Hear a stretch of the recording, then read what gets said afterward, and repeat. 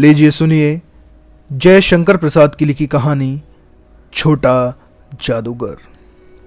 मेरी यानी आशीष प्रताप सिंह की आवाज में। कार्निवल के मैदान में बिजली जगमगा रही थी। हंसी और विनोद का कलनाद गूंज रहा था। मैं खड़ा था उस छोटे फुवारे के पास। एक लड़का चुपचाप शराब पीने वालों को देख रहा था। उसके गले में फटे कुर्ते के ऊपर से एक मोटी सी सूत की रस्सी पड़ी थी और जेब में कुछ ताश के पत्ते थे। उसके मुंह पर गंभीर विषाद के साथ धैर्य की रेखा थी। मैं उसकी ओर न जाने क्यों आकर्षित हुआ। उसके अभाव में भी संपूर्णता थी। मैंने पूछा, क्यों जी, तुमने इसमें क्या देखा? मैंने सब देखा। यहां चूड़ी फेंकते हैं, खिलौनों पर निशाना लगाते हैं, तीर से नंबर छेदते हैं। मुझे तो खिलौनों पर निशाना लगाना अच्छा मालूम हुआ। जादूगर तो बिल्कुल निकम्मा है। उससे अच्छा तो ताश का खेल मैं ही दिखा सकता हूं। उसने बड़ी प्रगल्भता से कहा। उसकी वाणी में कहीं रुकावट ना थी। मैंने पूछा, और उस पर्दे में क्या है? वहां तुम गए थे? नहीं, वहां मैं नहीं जा सका, टिकट लगता है। मैंने कहा, तो चलो, मैं वहीं पर तुमको लेवा चलूं। मैंने मन ही मन कहा, भाई आज के तुम ही मित्र रहे। उसने कहा, वहां जाकर क्या कीजिएगा? चलिए निशाना लगाया जाए। मैंने उससे सहमत होकर कहा, तो फिर चलो, पहले शरबत पी लिया जाए। उसने स्वीकार सूचक सिर हिला दिया। मनुष्यों की भीड़ से चाणों की संध्या भी वहां गर्म हो रही थी। हम दोनों शरबत पीकर निशाना लगाने चले। राह में ही उससे पूछा, तुम्हारे और कौन हैं? मां और बाबूजी। उन्होंने तुमको यहां आने के लिए मना नहीं किया? बाबूजी जेल में हैं। क्यों? देश के लिए, उसने गर्व से बोला। और तुम्हारी मां? वह बीमार है। और तुम तमाशा देख रहे हो? उसके मुंह से तिरस्कार की हंसी फूट पड़ी। उसने कहा, तमाशा देख नहीं रहा, दिखाने निकला हूं। कुछ पैसे ले जाऊंगा तो मां का पाथ्य दूंगा। मुझे शरबत ना पिलाकर आपने मेरा खेल देखकर मुझे कुछ दे दिया होता तो मुझे अधिक प्रसन्नता होती। मैं आश्चर्य से उस 13-14 वर्ष के लड़के को देखने लगा। हां, मैं सच कहता हूं बाबूजी, मां जी बीमार हैं, इसलिए मैं नहीं गया। कहां? जेल में। जब कुछ लोग खेल तमाशा देखते ही हैं तो मैं क्यों ना दिखाकर मां की दवा करूं और अपना पेट भरूं। मैंने दीर्घ विश्वास लिया। चारों ओर बिजली के टट्टू नाच रहे थे। मन व्यग्र हो उठा। उसने कहा, अच्छा चलो, निशाना लगाया जाए। हम दोनों उस जगह पर पहुंचे जहां खिलौनों को गेंद से गिराया जाता था। मैंने 12 टिकट खरीदकर उस लड़के को दे दिए। वह निकला पक्का निशानेबाज। उसका कोई गेंद खाली नहीं गया। देखने वाले दंग रह गए। उसने 12 खिलौनों को बटोर लिया, लेकिन उठाता कैसे? कुछ मेरे रुमाल में बांधे, कुछ जेब में रख लिए। लड़के ने कहा, बाबूजी, आपको तमाशा दिखाऊं?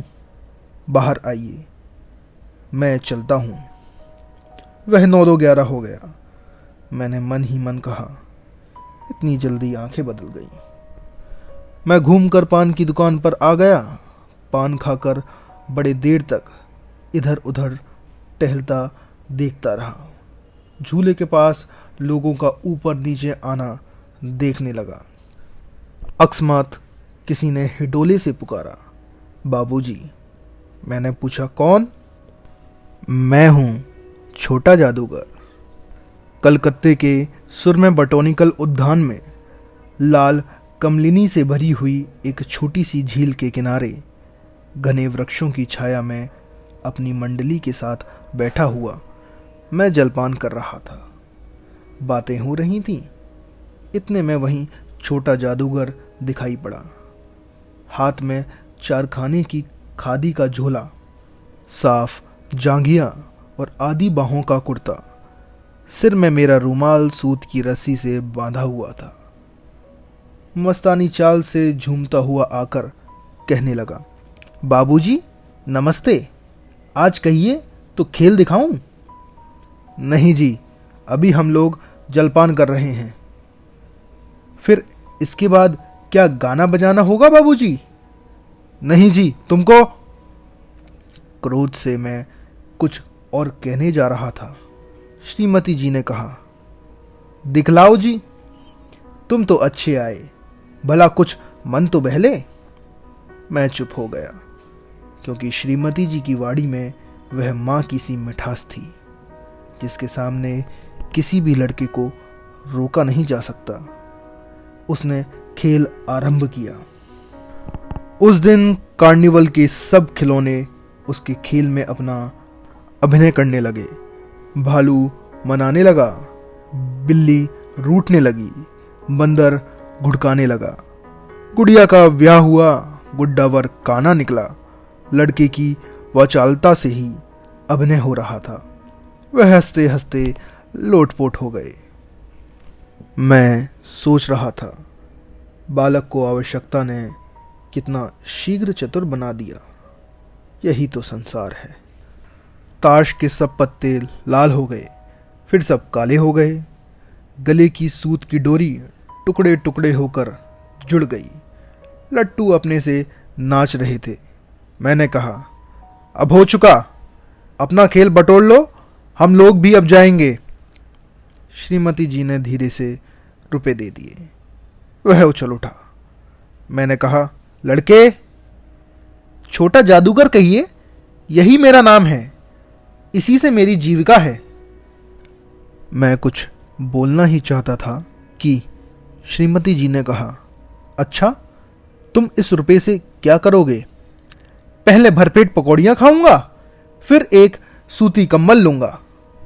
मेरा क्रोध अब लौट आया।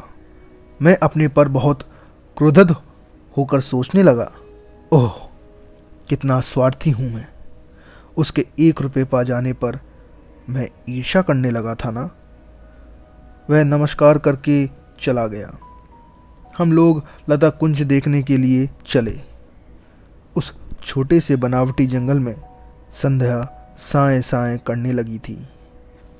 अस्ताचलगामी सूर्य की अंतिम किरण वृक्षों की पत्तियों से विदाई ले रही थी। एक शांत वातावरण था। हम धीरे धीरे मोटर से हावड़ा की ओर आ रहे थे। रह रहकर छोटा जादूगर स्मरण होता था।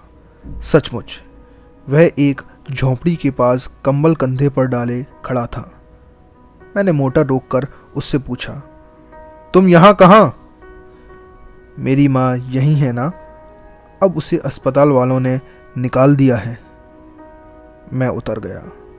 उस झोंपड़ी में देखा तो एक स्त्री चीथड़ों से लदी हुई कांप रही थी। छोटे जादूगर ने कंबल ऊपर से डालकर उसके शरीर से चिमटते हुए कहा, माँ। मेरी आंखों से आंसू निकल पड़े। बड़े दिन की छुट्टी बीत चली थी। मुझे अपने ऑफिस के समय से पहुंचना था। कलकत्ते से मन ऊब गया था। फिर भी चलते चलते एक बार उस उद्यान को देखने की इच्छा हुई। साथ ही साथ जादूगर भी दिखाई पड़ जाता तो और भी। मैं उस दिन अकेले ही चल पड़ा। जल्द लौट आना था। 10 बज चुके थे।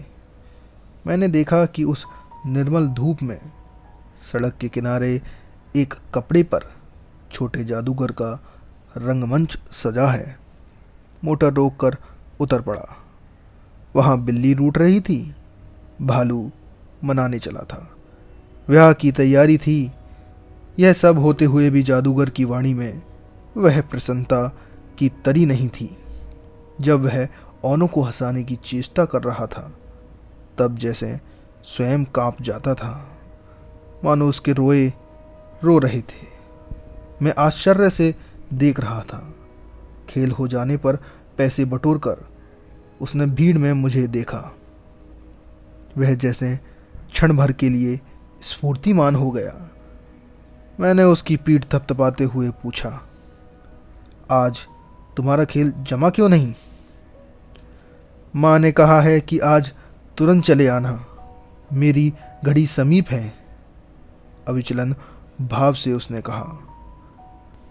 तब भी तुम खेल दिखाने चले आए? मैंने कुछ क्रोध से कहा। मनुष्य के सुख दुख का माप अपना ही साधन तो है, उसी के अनुपात से वह तुलना करता है। उसके मुंह पर वही परिचित तिरस्कार की रेखा फूट पड़ी। उसने कहा, ना, क्यों आता? और कुछ अधिक कहने में जैसे वह अपमान का अनुभव कर रहा था। क्षण भर में मुझे अपनी भूल मालूम हो गई। उसके झोले को गाड़ी में फेंककर उसे भी बैठाते हुए मैंने कहा, जल्द चलो। मोटर वाला मेरे बताए हुए पथ पर चल पड़ा। कुछ ही मिनटों में मैं झोंपड़ी के पास पहुंचा। जादूगर दौड़कर झोंपड़े में माँ माँ पुकारते हुए घुसा। मैं भी पीछे था, किंतु स्त्री के मुंह से बे निकलकर रह गया। उसके दुर्लभ हाथ उठकर गिर गए। जादूगर उससे लिपटकर रो रहा था। मैं स्तब्ध था। उस उज्जवल धूप में समग्र संसार जैसे जादू सा मेरे चारों ओर नृत्य करने लगा। अभी आप सुन रहे थे जय शंकर प्रसाद की लिखी कहानी छोटा जादूगर, मेरी यानी आशीष प्रताप सिंह की आवाज में। ऐसी और भी कहानी सुनने के लिए चैनल को सब्सक्राइब करना ना भूलें। धन्यवाद।